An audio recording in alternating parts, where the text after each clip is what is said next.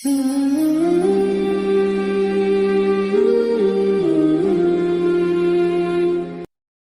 القرآن أقواما ويضع به آخرين وكما قال النبي صلی اللہ علیہ وسلم۔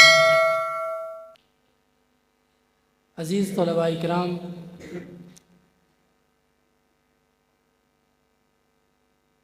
میرا یہ خطاب، یہ جو گفتگو ہے، یہ آپ سے ہے۔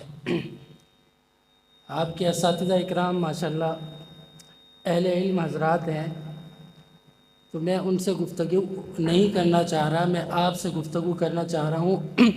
دو چار باتیں آپ سے عرض کرنی ہے اور پھر آپ کو بھی اجازت دینی ہے، ٹھیک ہے؟ تو توجہ سے آپ بات سنیں گے تو انشاءاللہ بات سمجھ میں بھی آئے گی اور ساتھ میں اللہ عمل کی توفیق بھی عطا فرمائیں گے۔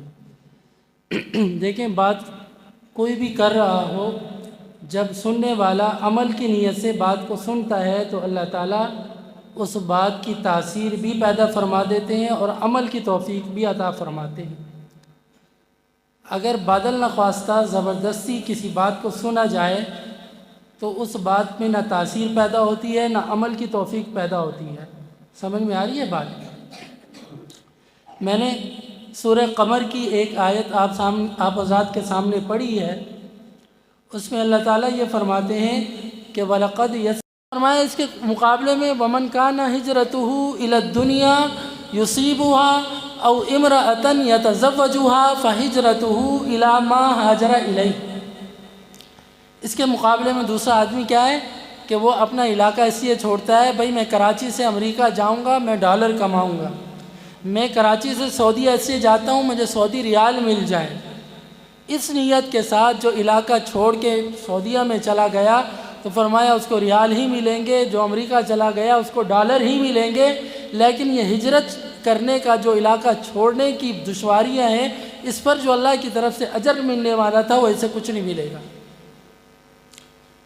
تو بس بھی آئی نہیں، اسی طرح میرے عزیز طلباء اکرام، جو بچہ اپنے گھر سے قرآن پڑھنے کے لیے آتا ہے اس نیت کے ساتھ کہ مجھے اپنے رب کو راضی کرنا ہے، یہ میرے رب کا کلام ہے، میں اپنے رب کو راضی کرنے کی خاطر اس کا کلام پڑھنے کے لیے جا رہا ہوں، تو یہ بچہ یہاں آ کر اس نیت کے ساتھ قرآن پڑھے گا تو اسے اللہ اجر بھی عطا فرمائیں گے اور قرآن اس کے سینے میں محفوظ بھی ہوگا۔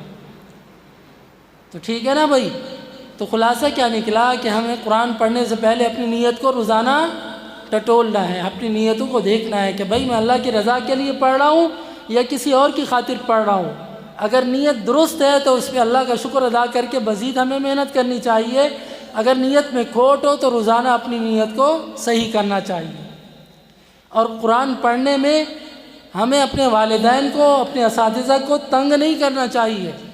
کبھی بہانے سے چھٹیاں کرنا، بخار نہ ہو زبردستی اپنے اوپر بخار کو سوار کر لینا، ہاں، کبھی نزلہ زکام کا بہانہ، سر درد کا بہانہ کر کے چھٹی مار لینا، ٹلے مارنا، تو یہ اللہ کو تو پتہ ہے نا۔ استادوں سے تو اگر آپ چھپاؤ گے، استاد تو ظاہراً آپ کو دیکھ کر چلو بھائی یہ بچہ بیمار ہے، لیکن اللہ تو جانتا ہے نا کہ یہ کیا کر رہا ہے۔ اللہ سے تو نہیں چھپ سکتے، اللہ کے ہاں تو پیش ہونا ہے، تو پھر کیا کریں گے وہاں پہ؟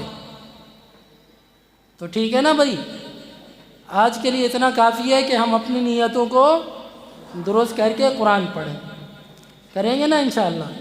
وقت بھی ختم ہو رہا ہے، اللہ مجھے آپ کو عمل کی توفیق عطا فرمائے۔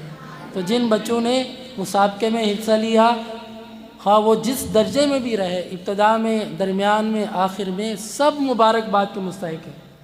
یہاں ممبر پہ آ کے بیٹھ کے تلاوت کرنا، نظم پڑھنا، بیان کرنا، یہ بہت بڑا اعزاز ہے۔ جو یہ اعزاز حاصل کر لے وہ طالب العلم یوں سمجھو کہ ایک نہ ایک دن انشاءاللہ آگے بڑھے گا۔ اس نے ہمت تو کی نا یہاں آنے کی، تو اس لیے گھبرانا نہ، یہ سیکھنے کا مقام ہے، یہاں ڈرنا گھبرانا نہیں ہے۔ ہر طالب علم کوشش کرے جب اس کو موقع ملے بغیر خوف و خطر کے، بغیر ڈر کے وہ آ کے تلاوت کیا کرے، نظم پڑھے، بیان کرے، تو انشاءاللہ آہستہ آہستہ یہ ڈر بھی ختم ہوگا اور اللہ مزید جو ہے سینے کو کھول دیں گے اور آگے پھر ہم بڑھتے چلے جائیں گے۔ مسابقے میں شریک حفظ کے طلباء میں سے پہلی پوزیشن حاصل کی ہے ابرار الحق بن ضیاء الرحمن۔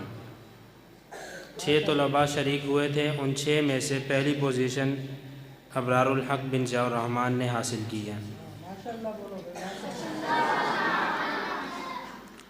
دوسری پوزیشن حاصل کی ہے محمد فہم بن محمد ناصر۔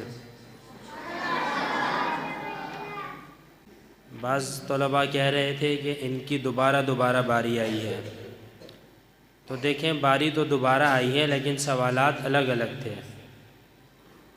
تو آپ حضرات بھی بار بار حصہ لے سکتے ہیں، لیکن آپ حضرات شوق تو دکھائیں، شوق دکھا کر آپ حضرات جب موقع ملے، جب باری آئے، آپ اتنی محنت کریں کہ قاری صاحب خود بخود آپ کو بار بار پیش کریں کہ ہمارا یہ بچہ جا کر دوبارہ پڑھے۔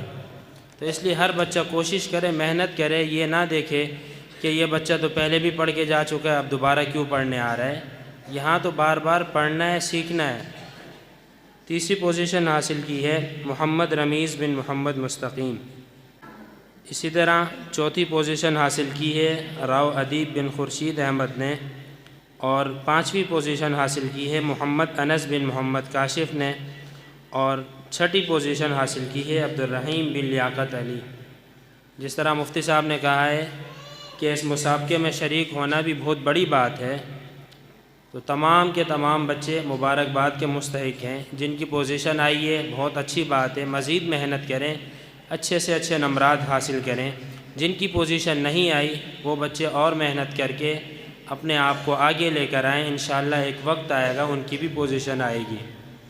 اسی طرح ناظرے کے جو مقابلہ ہوا اس مقابلے میں پوزیشن حاصل کی ہے مصطفیٰ بن نعیم، مصطفیٰ نعیم۔ انہوں نے ماشاءاللہ اچھی تلاوت کی، اور اچھی تلاوت کر کے مقابلے میں انہوں نے پوزیشن حاصل کی ہے۔